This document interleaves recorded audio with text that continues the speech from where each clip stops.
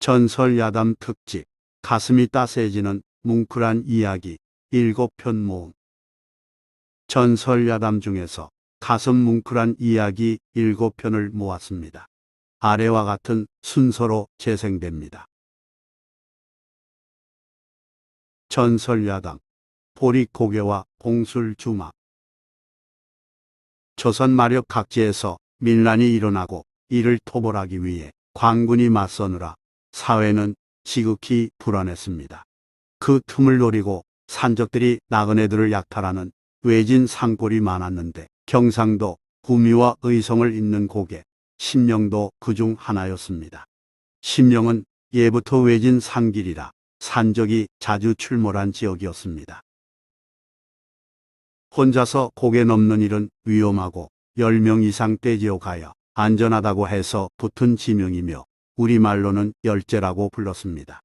이 열제에서 일어난 일입니다.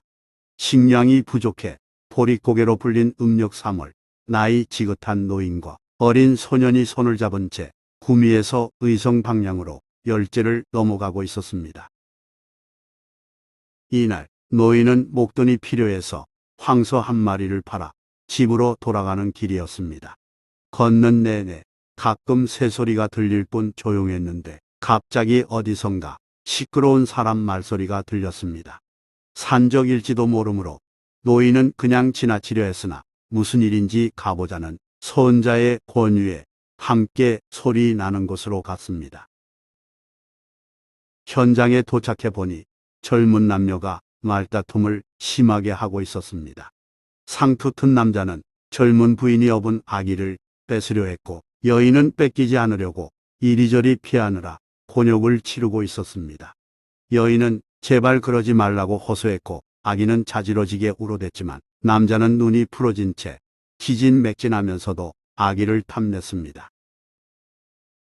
그 광경을 지켜본 노인은 도대체 무슨 일이냐며 앞으로 나서서 물었습니다. 남자는 인기척에 놀라더니 그 자리에서 자빠져 누웠습니다. 남자는 몹시 지쳐 보였고 숨쉬기도 매우 힘들어했습니다. 아기를 업은 여인은 그제서야 한숨 돌리며 잠깐 말없이 있다가 이내 싸움을 말려준 노인에게 사연을 말해줬습니다.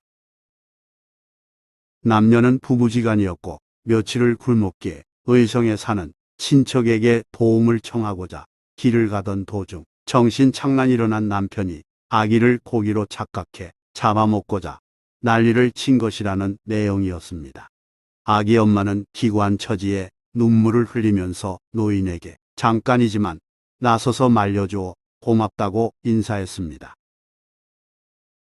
그때 손자가 저녁에 먹으려고 준비했던 떡을 나눠주자고 제안했습니다.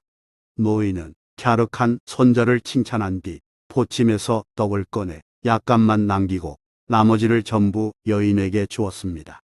떡이라는 말에 기절하듯 쓰러져 있던 남자가 벌떡 일어나 달려들더니 정신없이 허겁지겁 먹었고 여인 역시 떡 몇 조각을 먹었습니다.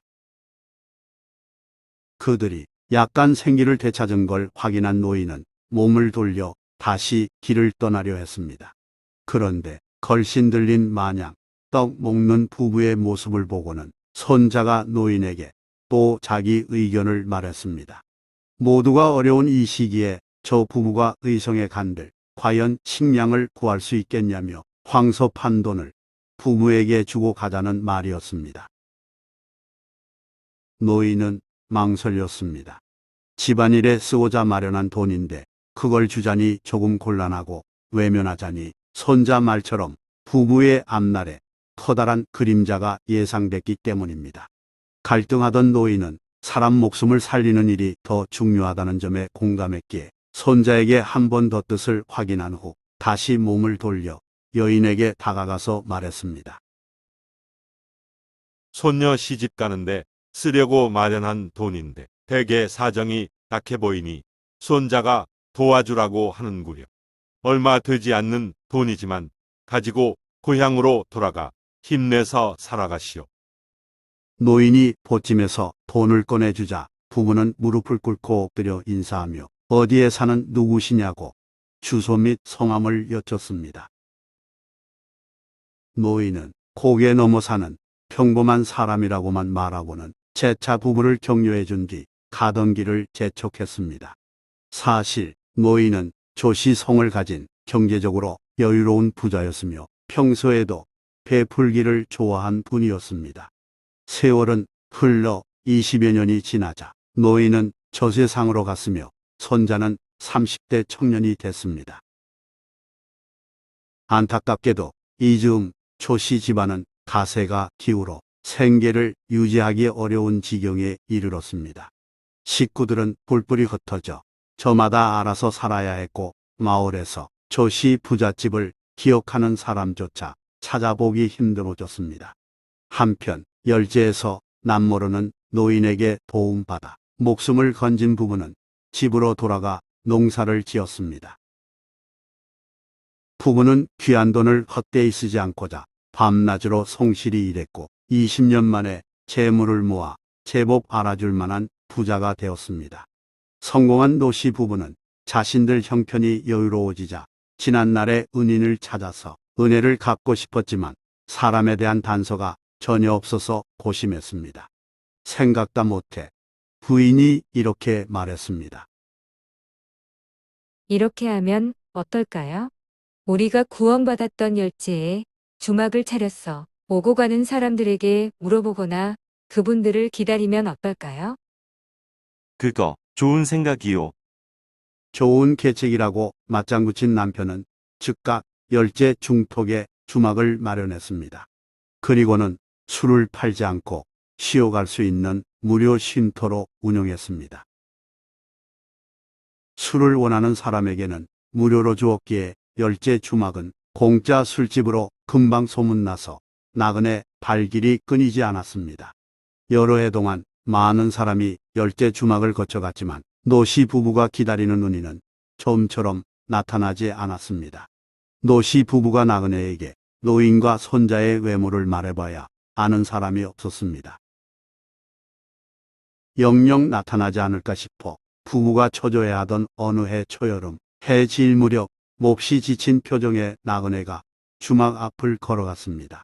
수염이 덥수룩한 얼굴에 나그네 옷차림은 남루했으나 행동은 의연해 보였습니다. 마당에 있던 노씨 부인이 막걸리 한 잔을 마시고 쉬어가라고 권하자 나그네는 돈이 없다면서 거절했습니다.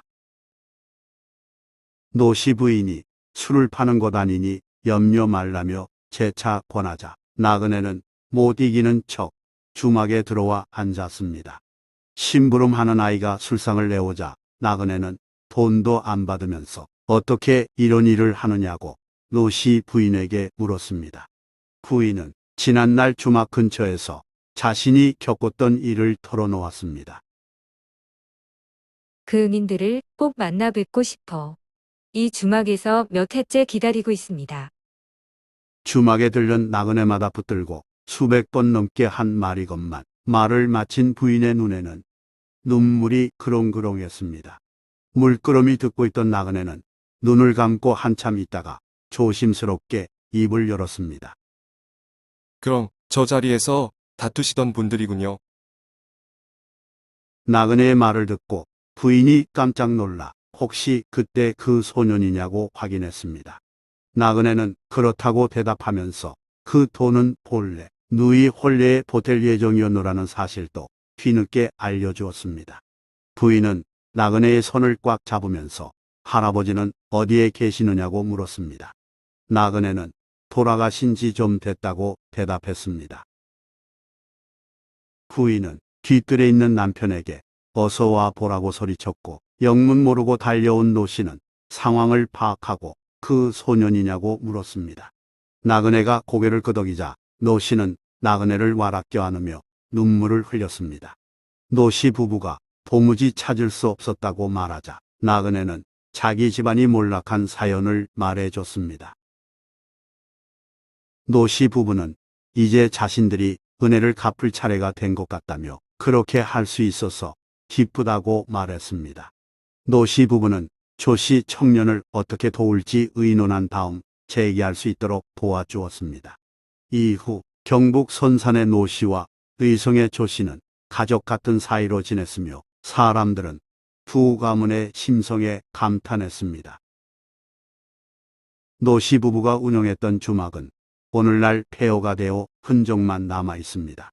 20세기 이후 길이 막히고 숲이 우거지면서 열제는 지명으로만 존재하는 옛날 고개가 됐으며 이름도 열제 혹은 심령에서 와전된 심령으로 바뀌었습니다. 그렇지만 아름다운 온정과 보은의 전설은 길이 기억될 것입니다. 전설야담, 옥잔에 뒤바뀐 인생. 선조 때 재상을 지낸 홍섬 집안에 성격이 유순하고 부지런하여 신임을 받는 계집종이 있었습니다. 자신의 현실에 순응하며 무난하게 살아가던 계집종은 어느 날 홍섬의 방을 청소하던 도중 실수로 주인이 아끼던 옥잔을 깨뜨렸습니다. 평소 홍섬이 애지중지하던 옥으로 만든 잔이 박살난 순간 계집종은 정신이 아득해졌습니다. 이를 어떡하나? 계집종은 겁이 나서 일단 집 밖으로 도망쳐 몸을 숨겼습니다. 주인의 불호령과 그 뒤에 따를지도 모를 벌이 너무나 무서웠기 때문입니다.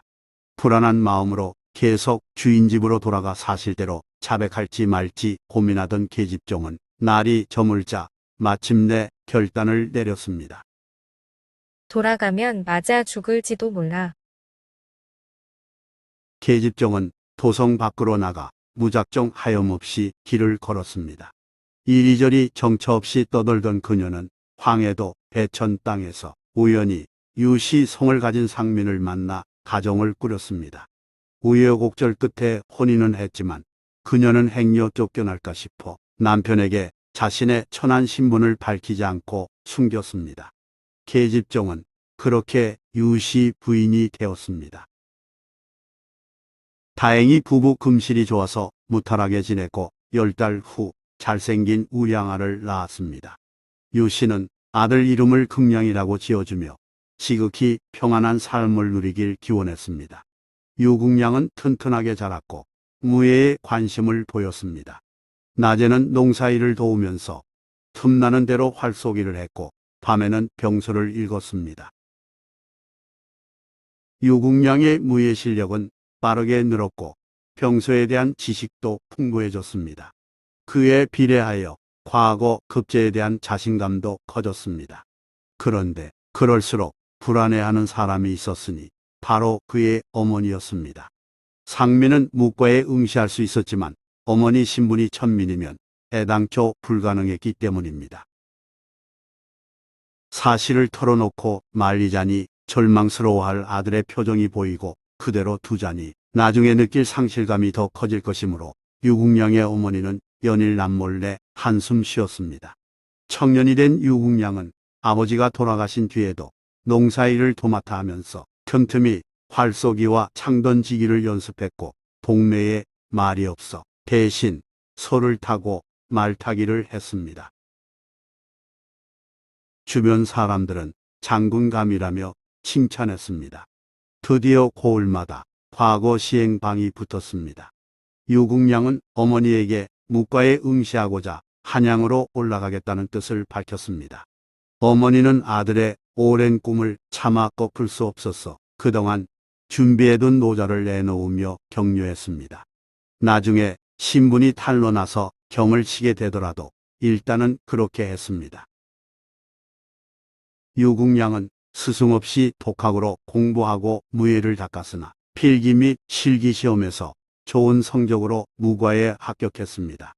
극량은 기쁜 소식을 어머니에게 전하기 위해 나는 듯이 집으로 달려갔습니다. 어머니는 잘 차린 밥상으로 아들의 합격을 축하해 주었습니다. 저녁 식사를 마친 후 어머니는 아들에게 할 말이 있다며 불러 앉혔습니다. 놀라지 말고 침착하게 듣거라. 어머니는 그동안 숨겼던 자신의 천한 신분과 사연을 아들에게 비로소 밝히면서 눈물을 흘렸습니다. 어머니는 유국량에게 노비의 소생임이 밝혀지면 과거 급제가 취소된다는데 그게 너무 원통하고 미안하다면서 구슬피 울었습니다.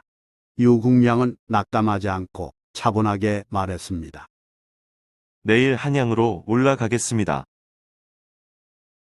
어머니가 이유를 묻자 홍섬대감을 찾아가 이실직고하고 어머니를 대신해 종살이 하겠노라 말했습니다. 어머니는 펄쩍 뛰며 아들을 말렸습니다. 그랬다가는 종살이는커녕 목숨을 잃을 수도 있겠다며 걱정했으나 유국량은 뜻대로 하겠노라 말했습니다. 며칠 후 한양의 홍섬대감 저택을 방문한 유국량은 큰절을 올린 뒤 내력을 설명했습니다. 부디 소인의 어머니를 용서해 주시면 소인이 대감마님의 노복이 되어 평생 신명을 바쳐 일하겠습니다. 뜻밖의 고백을 들은 홍섬은 한동안 입을 다문 채 굳은 표정으로 유국량을 찬찬히 살펴보았습니다. 유국량은 벌벌 떨지 않고 자신의 운명을 받아들이겠다는 태도를 보였습니다. 이윽고 홍섬이 너그러운 목소리로 이렇게 말했습니다. 묵과에 급제했다니 훌륭한 장수가 될 차지를 두루 갖추었구나. 나라를 위해 일할 인물을 내 집종으로 부릴 수는 없는 일이지. 내가 자네 모친의 노비 문서를 즉시 없애줄 터이니 이제부터 누구에게도 절대로 자네 모친의 신분을 발설하지 말게. 알겠는가? 홍섬의 배려에 감동한 유국량은 은혜를 평생 잊지 않겠다고 말했습니다. 이런 과정을 거쳐 관직에 진출한 유국량은 맡은 직무에 충실했고 신분이 천한 병사들을 따뜻하게 대해주었습니다. 하여 그가 맡은 부대는 좋은 분위기를 유지했고 병사들은 유국량을 존경하며 따랐습니다. 과거 급제 동료들에 비해 승진과 진급은 늦은 편이었지만 유국량은 그런 일에 불만을 갖지 않았습니다. 임진왜란이 일어났을 때 유국량은 이순신 장군 이전에 전라좌 수사를 지냈으며 임진강 싸움에서 큰 공을 세우고 전사함으로써 병조 참판에 추종되었습니다. 그리고 무의공 시호를 받으면서 연안유시 시조가 됐습니다. 종이 될 처지였지만 솔직 과감한 처신으로 한 성씨의 시조로 자기 운명을 바꾼 인물 바로 유국량입니다. 전설야담 황소판돈과 술라장교. 조선 효종 때 강원도 정선에 전생원이란 선비가 살고 있었습니다. 성질이 대쪽처럼 강직한 그는 벼슬에 대한 욕심을 버리고 학문에만 전념했기에 집안 살림이 매우 빈곤했습니다. 그에게는 홍기에 이른 딸 하나가 있었는데 마침 마땅한 혼처가 있어 정원하고 잔칫날을 받았으나 전생원은 한편으로 근심에 젖었습니다. 혼수 비용을 마련할 길이 없었기 때문입니다. 전생원은 가까운 친구에게 다급한 상황을 말해 농사용 황소 한 마리를 빌린 후 혼수 비용에 쓰고자 정선 우시장에 내다 팔았습니다. 전생원은 소판 돈을 지니고 해질 무렵 숲이 울창한 어째를 부지런히 걸었습니다. 어째는 10리쯤 이어지는 고갯길인데 낮에도 인적이 드문 곳이었습니다. 오늘따라 사람 한 명 없네. 전생원은 두려운 마음을 떨치고자 이런저런 생각을 하며 발걸음을 옮겼습니다. 전생원이 고갯마루를 막 넘으려 할 때 괴한 하나가 나타나더니 칼을 들이대면서 가진 돈을 몽땅 내놓으라고 위협했습니다. 전생원은 도적에게 곧이것대로 자기 사정을 말했습니다. 내 수중에 소 마리 판돈이 있기는 하오. 허나 이는 내 딸 자식 혼수 장만을 위하여 절친한 친구의 소를 빌린 것이라 실상 내 돈도 아니니 딱한 사정을 봐주시오. 그 말을 들은 도적은 코웃음 치면서 잔말 말고 내 목에 칼이 들어가기 전에 어서 돈을 내놓으라 재촉했습니다. 전생원은 이렇게 제안했습니다. 소 판돈 중에서 절반의 소임자에게 갖다 주기로 약조했소이다. 그러면 본래 혼수에 쓰려던 반액은 주겠으나 반액은 소주인에게 돌려주도록 해주시오. 도적은 고개를 가로저으며 모두 내놓으라 하기에 전생원은 별 수 없이 전액을 내주었습니다. 전생원은 체념하여 허탈해하고 도적은 횡재에 기뻐하던 그 순간 술라장교가 나타났습니다. 이웃 마을 화암리에 갔다 돌아오던 술라장교는 때마침 강도 현장을 목격하고 재빨리 달려와 도적을 포박했습니다.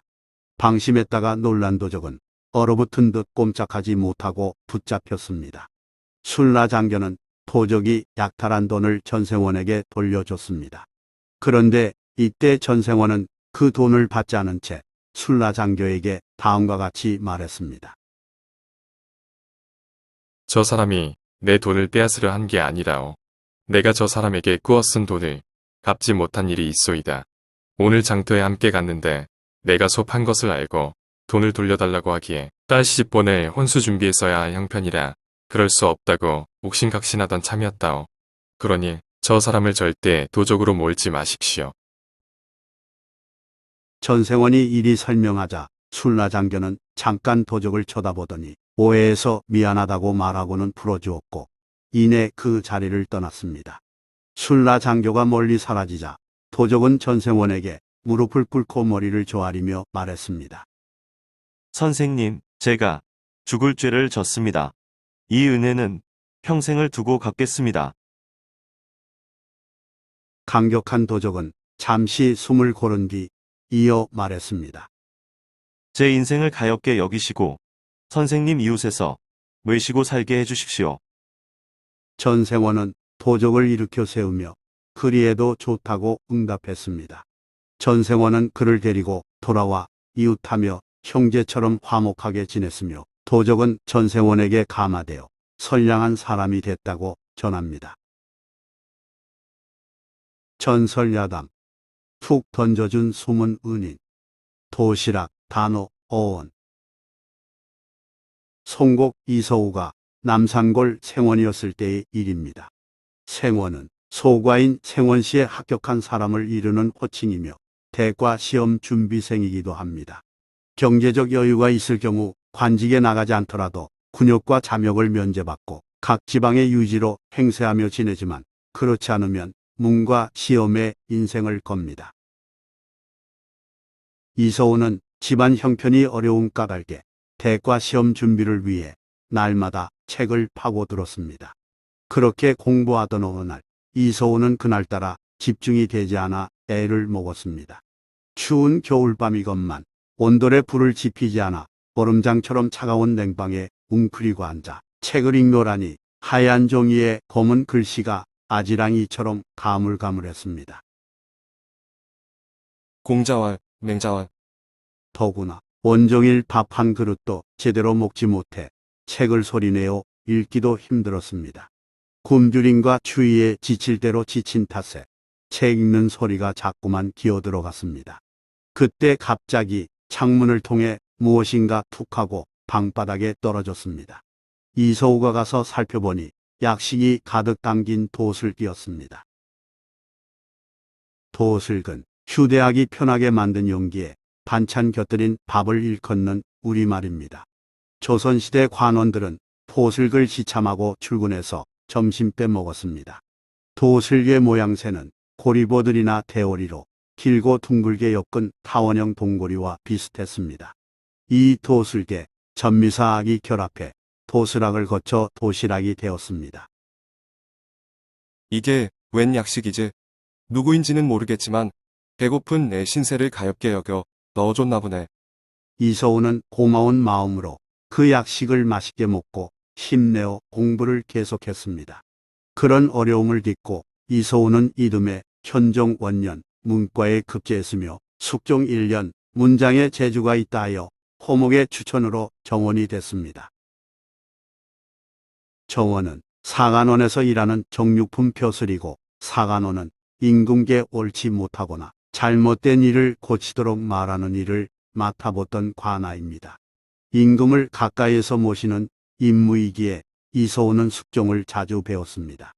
그렇게 몇 달이 지난 어느 보름날 밤 신하들과 잔치를 베풀던 숙종이 문득 뭔가 생각난 듯 한숨을 쉬며 이렇게 말했습니다.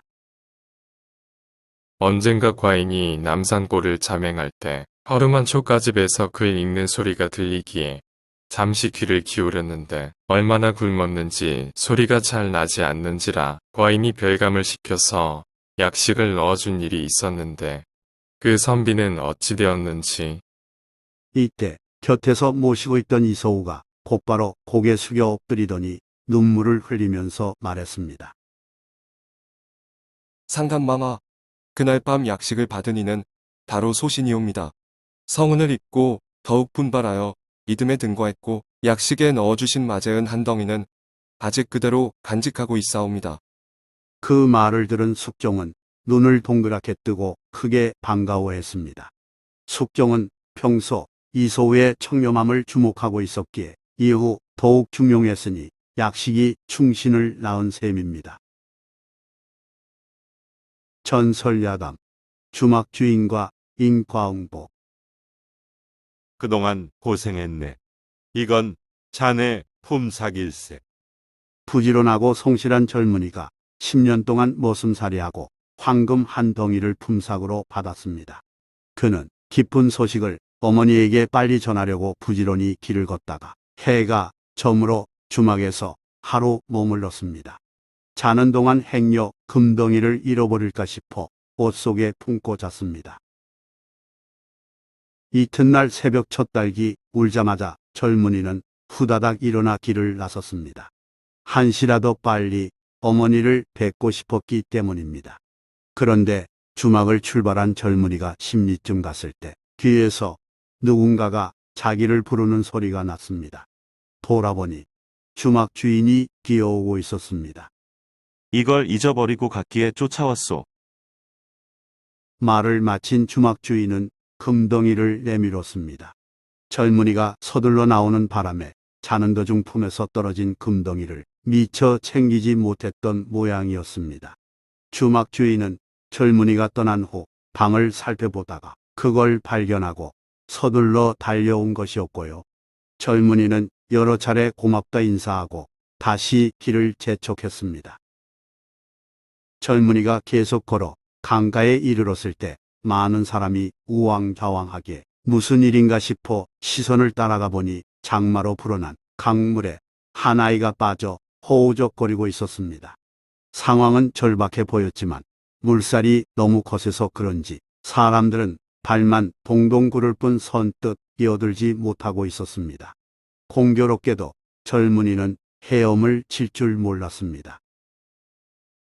그렇다고 그대로 있다가는 아이가 죽을 게 뻔하므로 젊은이는 품에서 금덩이를 꺼내어 높이 쳐들고 사람들에게 외쳤습니다.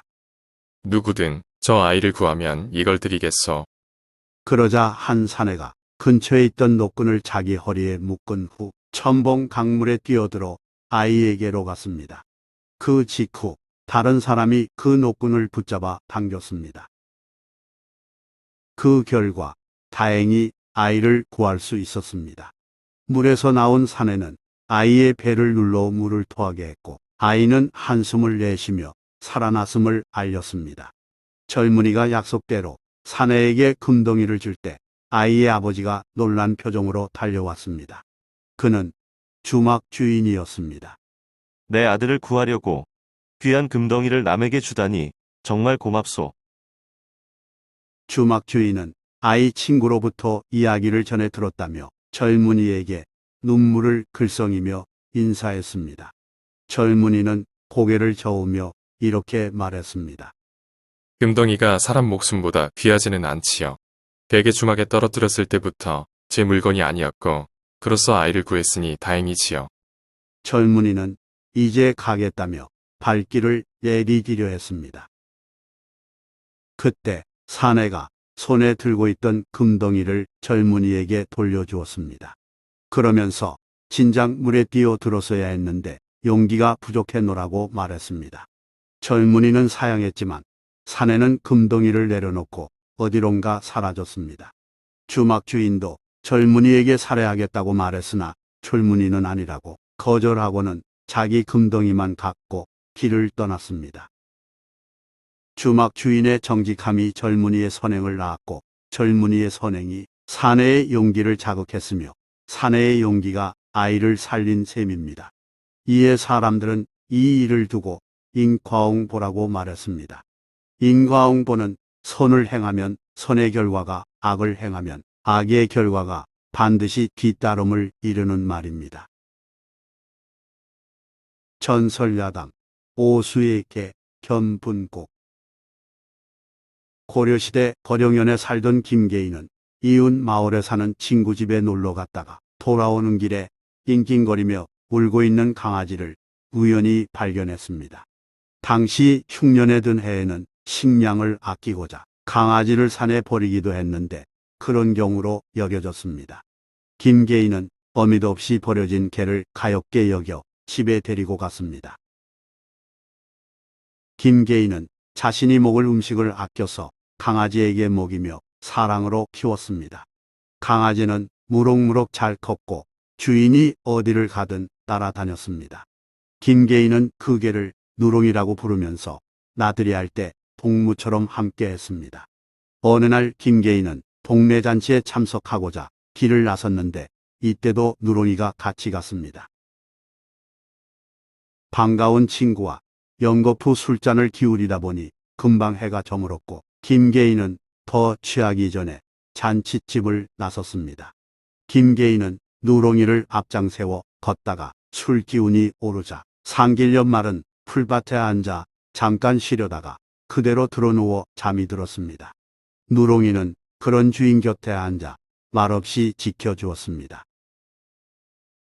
그런데 얼마 지나지 않아 산비탈 아래에서 매캐한 연기가 피어오르면서 동시에 뜨거운 불기운이 올라왔습니다. 산 아래에서 사람들이 연신소리 지르며 불을 끄려 애썼지만 불길은 점점 사나운 기세로 타올랐습니다.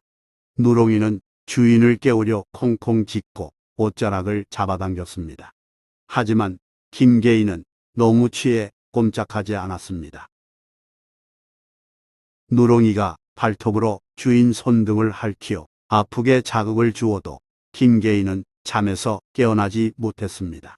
누렁이는 사방을 두리번거리다가 가까이 있는 개울로 뛰어가서 자신의 몸을 적신 다음 주인에게로 돌아와 주변 풀밭에 뒹굴었습니다.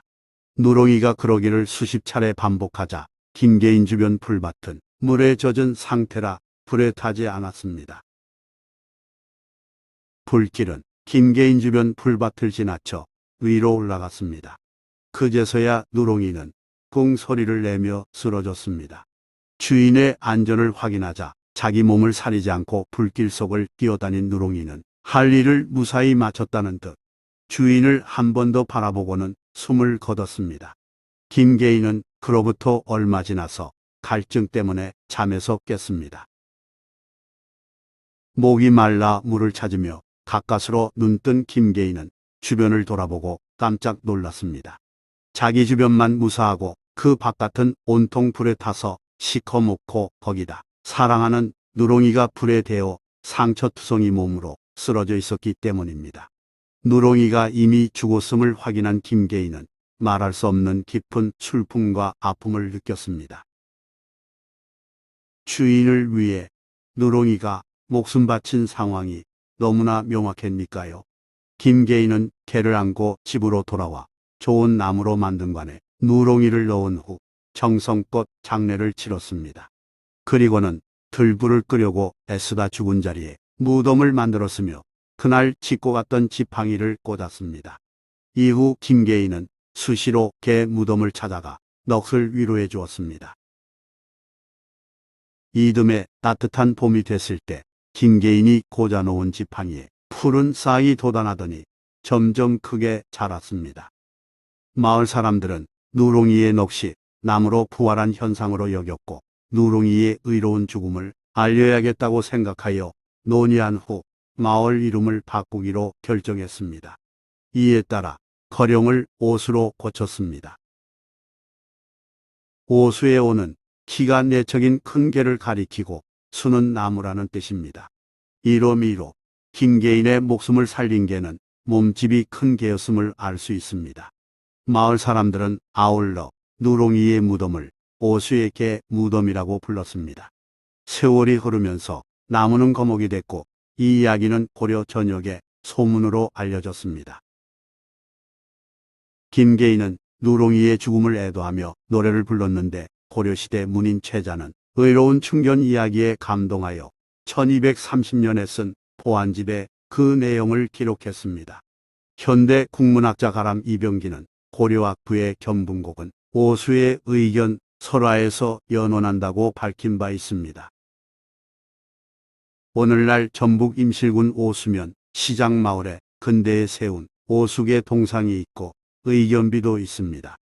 의견비는 전라북도 민속문화재 제1호로 지정돼 있는데 건립 시기나 내용이 명확히 파악하기 어렵지만 전면에 개문양이 있으며 뒷면 탁본을 통해 65명이 시주했음이 밝혀졌습니다. 소체는 고려시대에 유행한 육조체라고 합니다.